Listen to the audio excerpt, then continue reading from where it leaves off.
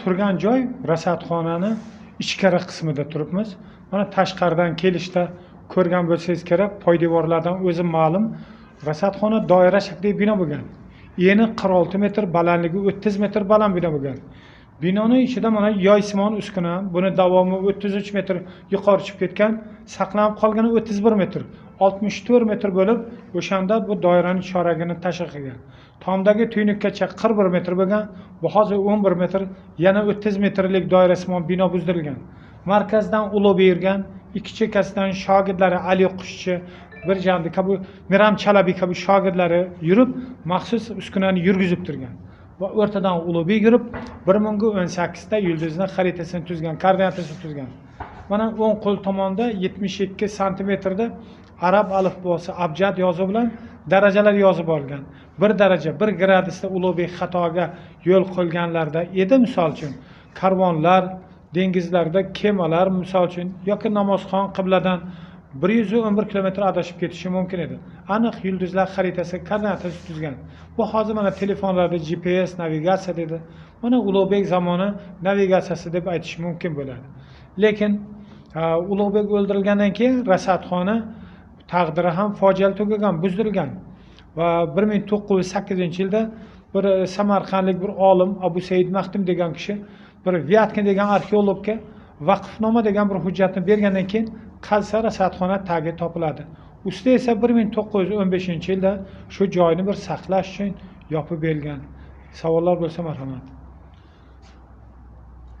Bu UNESCO ro'yxatiga kiritilganmi? Albatta, bu UNESCO ro'yxatida turilgan, chunki bu bebaho bu, chunki bunday joy dunyoni deyarli biron bir burchagida deyarli yo'q.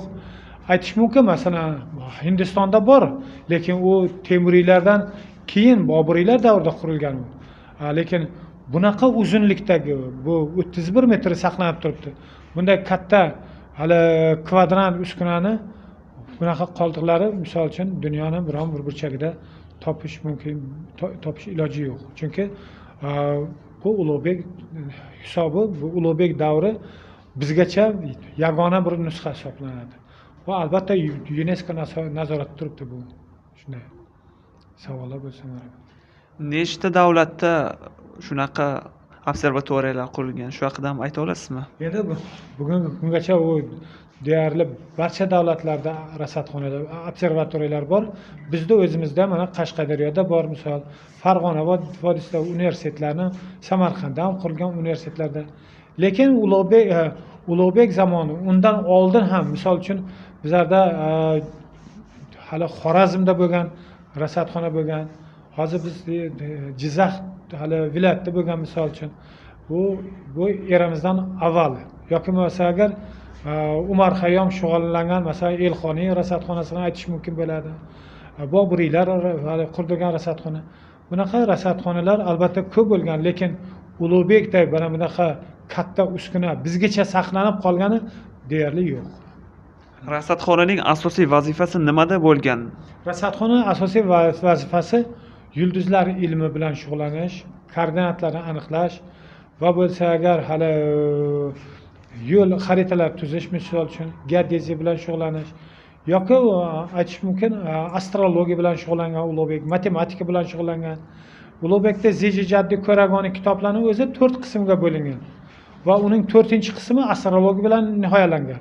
Biz hozir agar astrologiyani bir yolg'on ilm deydigan bo'lsak, Ulug'bekda ilmlarga bepisand qaragan bo'lamiz.